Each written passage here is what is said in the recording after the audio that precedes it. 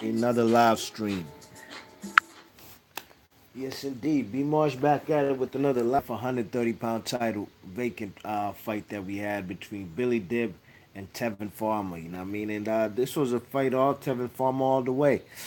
You know what I'm saying? Round one, I did give it to the man Billy Dibb. Billy Dibb.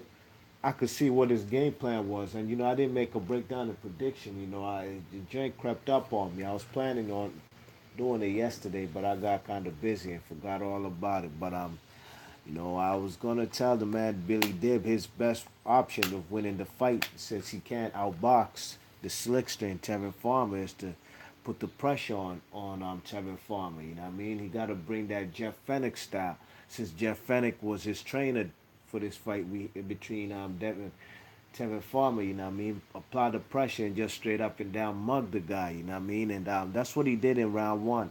But round two, basically through,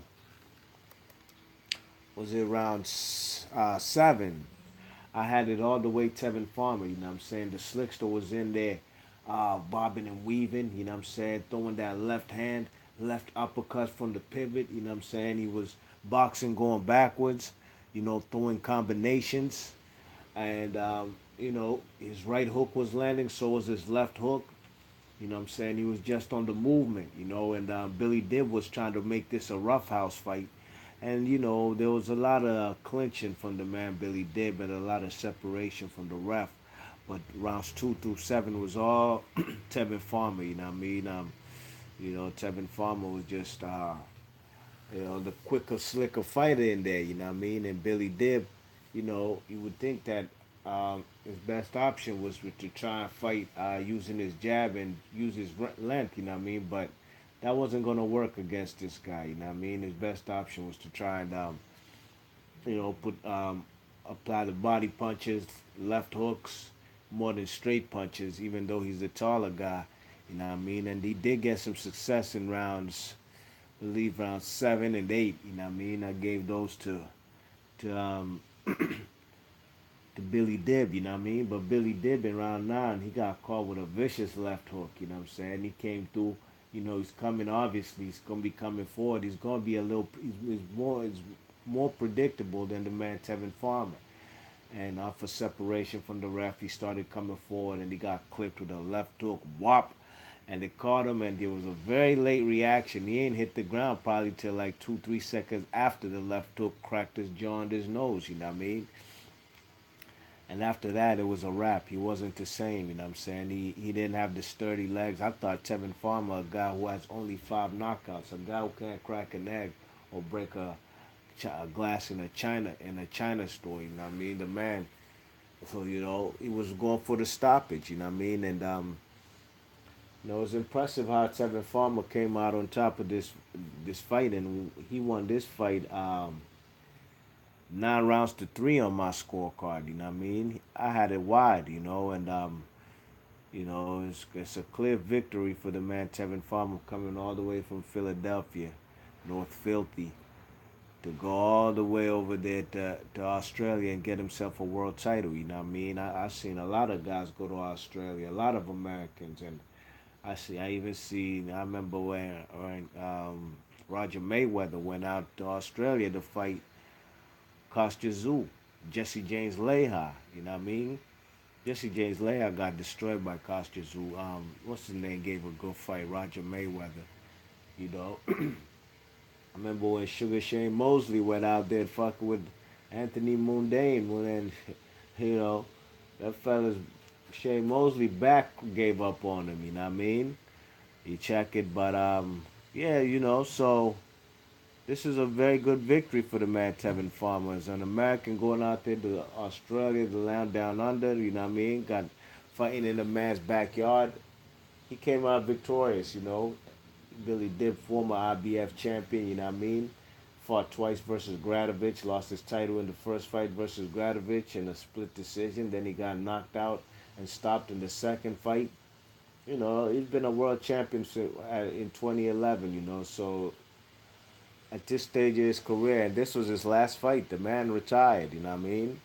He called it a night, called it quits, had a very, very, very emotional speech after the fight. You know what I mean? The man was broke down, bawling in tears. The man, it was very emotional for him. You know what I mean? And Billy Dib was a good fighter for his time. At least he achieved world championship status in his career.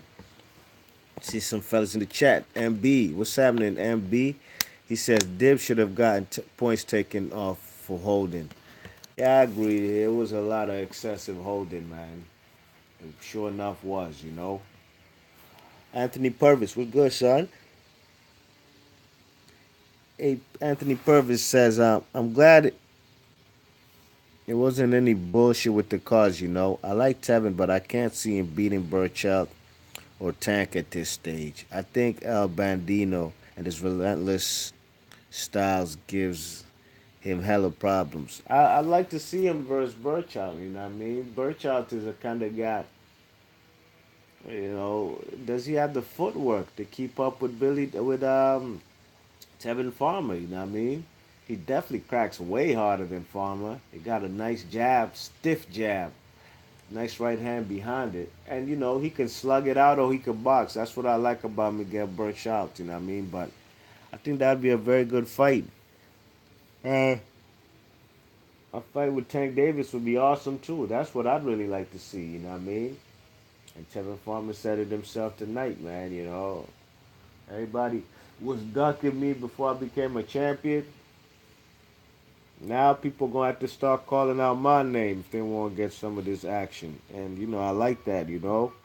But hopefully he'll try. The man became a champion. Let him make some money. You know what I mean? The belts, man, they get you more money. You have more leverage in negotiations. You're a champion. So let him make some money defending that belt. Uh, and hopefully he'll get a unification within the next 365 days. You know what I mean? I'm not going to rush him to do it in his next fight. You know what I'm saying? So big ups to Tevin Farmer, man. I'm proud of the guy. You know what I mean? Might be the only champion right now from Philadelphia. You know what I'm saying? Might be the only champion. Danny Garcia ain't the champ. B Hop ain't in the game no more. So. Only few couple guys who I know came out to Australia, foreign guys who came over there and gave fellas work was Azuma Nelson and Joshua Clottey. Azuma Nelson in the rematch versus Jeff Fennick, which the first fight, I'm an Azuma Nelson fan, but I thought he lost that fight. I think I did a controversial decision. They gave it a draw. It was on the undercard of Mike Tyson versus Razor Roddick. Well, in the rematch, motherfucking Azuma Nelson, the professor, went out to Australia and ain't leave nothing to chance and beat the shit out of Jeff Fennick, you know what I mean? And the other guy who came out there to Australia was Joshua Clottey. And Joshua Clottey beat the shit out of Anthony Mundine. He dropped him like 5 times in 8 rounds, It was something serious. You know what I mean? And this was after Mundine had beat Mosley. But anyways, man, this was a good fight. Big ups to Tevin Farmer. Congratulations to the new IBF champion. And we'll see what's next for him, you know what I mean? B Marsh Boxing, leave your thoughts and comments. And big up, just like AP said, I'm glad the judges, they ain't robbed the man. It wasn't even close to trying to even give Billy Dib anything, you know what I'm saying? They seen what we seen watching this fight, and it was a wide wash. B Marsh Boxing, leave your thoughts and comments, and I'm out of here. Peace.